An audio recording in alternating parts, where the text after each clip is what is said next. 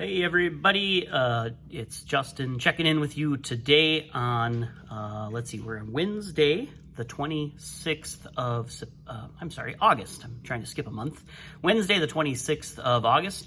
I have a book unboxing for you here. We've got some titles that I ordered earlier in the month that showed up today, and I just kind of wanted to show them off to you, let you know what you can expect to find in the library in the next few days, and also give you a little update on the future of the library. So let's start with the books. I've got two different boxes here, so this one's just a small one. I'll start with this one. I don't think I have any ones that I have to keep as a secret for you. So what I tried to do this month is replace some of our books that are kind of in rough shape, and I also am trying to add some classics that either the Cloquet Library doesn't have in its collection, or perhaps has in a different section that I think could fit in well with the YA collection. So not a lot of the titles you're going to see today are brand new, but I think they're titles that are important to have in our collection. So I'm going to start with,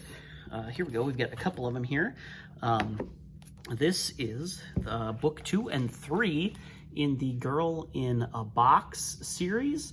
This actually was a request of one of our library staff here who started reading this collection during quarantine and really liked it, thought the library should have it. It's a YA title, so I've added it. The first book we got in last month, it's already been checked out a couple of times, so that's pretty cool. If you like it, here's book 2 and 3. I don't know a whole lot about these. I know that there's some paranormal stuff in here, but I know it must be well liked because it's already been checked out a couple times. So book 2 and 3 in the Girl in the Box series, that is Untouched and Soulless. All right, next, so here I mentioned a little bit, we had some copies of some popular books that were kind of in rough shape, so we're going to replace them this month. So I've got The Maze Runner here, and then the Scorch Trials. So just replacement copies for what we've already had on our shelf. Again, they get checked out a lot. They're very popular. We'll keep them fresh for you. We don't want to send out books that are in rough shape. So we've got some new copies of this. So, all right, that's it for that box. Now we've got the little bit bigger box here. Let's see what we've got. All right, I know we got some paperwork here. Right off the bat, I see one of those classics that is not in the YA collection, but probably should be, The Catcher in the Rye. I know a lot of the English programs, usually between like junior and senior year, or maybe sophomore and junior year, are requiring this to be read during the summer. I've had several requests for it. We only have one copy of it at the library, so now we have a second copy, and it'll be available in the YA section. The Catcher in the Rye by J.D. Salinger. It's a very good book. I like it a lot. I read it as a teenager. I try and read it every couple of years to keep it fresh, so it might be time for me to check this one out again. The next book I've got here is for our manga collection. It looked kind of interesting to me when I was reading reviews about it, and it's simply called Ping Pong. This is volume 1. There is a second volume. So in true manga fashion, it is read from the back to the front, I guess, as we would say in the United States. So it's kind of backwards from what you're used to.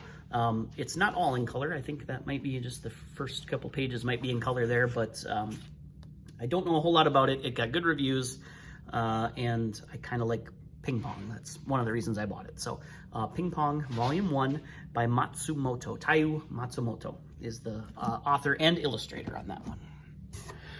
All right, next, a book I have gotten several requests for. We, again, do not have a copy of it in our library, so I've had to go to other libraries to get this several times for some of our patrons. It's the Dungeons & Dragons Dungeon Master Guide by Wizards of the Coast. So if you are interested in Dungeons & Dragons, this is a great place to start. In the next coming months, I plan on adding a few more of the Dungeons & Dragons guides, including the Monsters Manual and the Player's Handbook. They were out of stock this month, so I didn't get them. So This will be available probably actually in our nonfiction adult collection there, but if you need help finding it, let us know. We'll get that out to you. So Dungeon Master's Guide. I believe this is the 5e edition for those of you that are familiar with Dungeons and Dragons, but come check this out. All right, I have got here another request from a patron. Vampire Knight Memories. This is volume 4. I think I ordered volume 4 and 5. I only see one of them in here right now. Might be buried under there. But a request that I've kind of been adding 1 or 2 volumes to a month. So again, this is manga, so it's backwards from how you are traditionally used to reading books. But come check these out. I know they're popular. I have not read this particular series, but it does get checked out a lot. So. Oh, another classic to add into the YA collection, The Bell Jar by Sylvia Plath. This one is probably for more advanced readers. There are some themes in here that might be considered adult. I try not to censor anything that anybody wants to read, but if you're interested in reading The Bell Jar by Sylvia Plath, come on in and check this out. We don't have a copy of this at the Cloquet Library until now. Now we will have a copy, and it will be in the YA collection. Right here, we're getting to some new books that were just published in the last month or so, like The Black Kids. This is a book that is set in the early 90s in Los Angeles, right around the time of the Rodney King riots. I don't know if you're familiar with that from history, but it was a time much like this summer where some police violence led to some citywide violence. So the main character in this book is an African-American young woman who attends an elite private school with white kids and sort of kind of is caught in that world of code switching and where does she fit in. So The Black Kids will be available on the shelf very soon. All right, next. This one looked very interesting to me.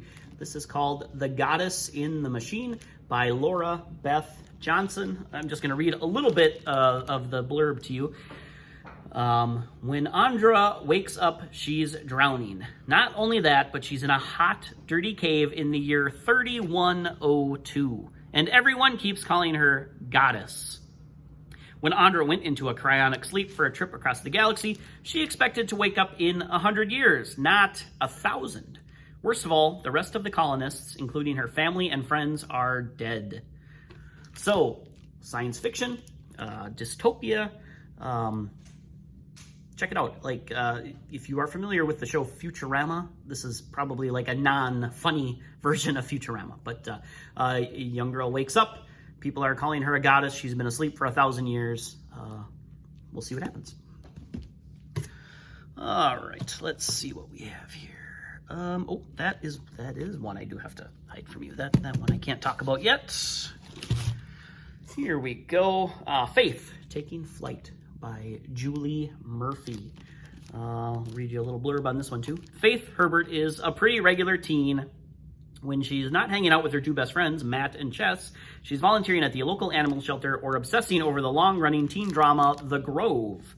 So far, she spent her senior year trying to sort out her feelings for her maybe crush, Johnny, and making plans to stay close to her Grandma Lou after graduation. Of course, there's also the small matter of recently discovering that she can fly. So, superhero origin story? I'll have to check it out. Faith, Taking Flight by Julie Murphy. What do we have here? Yes. Another new one for this month. Published in the last few months is Splinters of Scarlet. This one is by Emily Bain Murphy. For Merritt Olson, magic is all about strategy. It flows freely through her blood, but every use leaves behind a deadly ice-like buildup within her veins called the Fern. So fantasy, action and adventure on this one. Looks pretty interesting. So check out Splinters of Scarlet by Emily Bain Murphy. Once again, these will all be available on the shelf probably at the beginning of next week, so like the last week of summer. We'll get those out to you. And last but not least in this bundle of books is So This Is Love, A Twisted Tale. This is sort of a Cinderella-y spoof. What if Cinderella never tried on the glass slipper?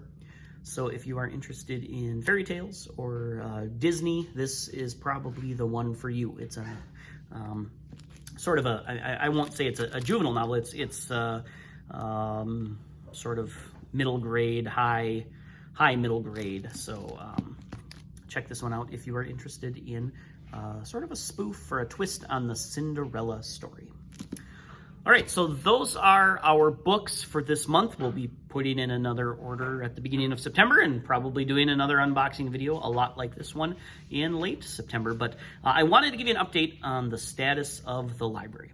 Construction is complete. We are still waiting on a few pieces of furniture, and we are hoping to resume our normal hours beginning September 8th. That'll be the day after Labor Day, the same day school starts locally. We are going to have some probably limitations on what we're going to have to offer. You will be able to come use our new teen space. We are going to limit all patrons to 1 hour in the library. What that allows us to do is control the number of people that are coming in and out. It also gives us time to make sure every surface is cleaned every hour. So what we don't want to happen is to have anybody get sick because they came into the library. So I hope you will bear with us on that. It is not how we want to do it. We have this beautiful new building. We want you to use it. We want you to be here as long as you want to be here. But for now, we are going to limit everybody probably to 45 minutes or an hour. We're still working on the logistics a little bit.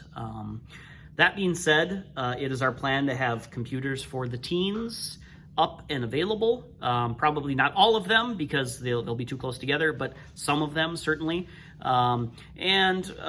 You know, we'll have this teen space open after school, so if you need to come and stay here for 45 minutes or an hour after school, you will be welcome.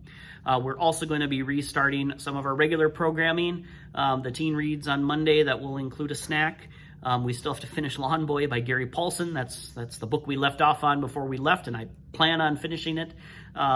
We'll probably get some Teen Tech Wednesday stuff going on Wednesdays. We're hoping to do game night and stuff, and then I'm planning on reaching out to the Reach Mentoring, who has used our space for Dungeons and Dragons before. So if that's something you have participated in and have been missing, we're hoping to get that back. We got a lot of space now, so we should be able to accommodate some of those groups again, probably only for an hour or so. But anyway, that's all I have for you today. I want to thank you for taking a look at the new books we've got and for checking in with us. So if you have questions, as always, leave them in the comments or email me at the library or give me a call or stop in. I will see you soon.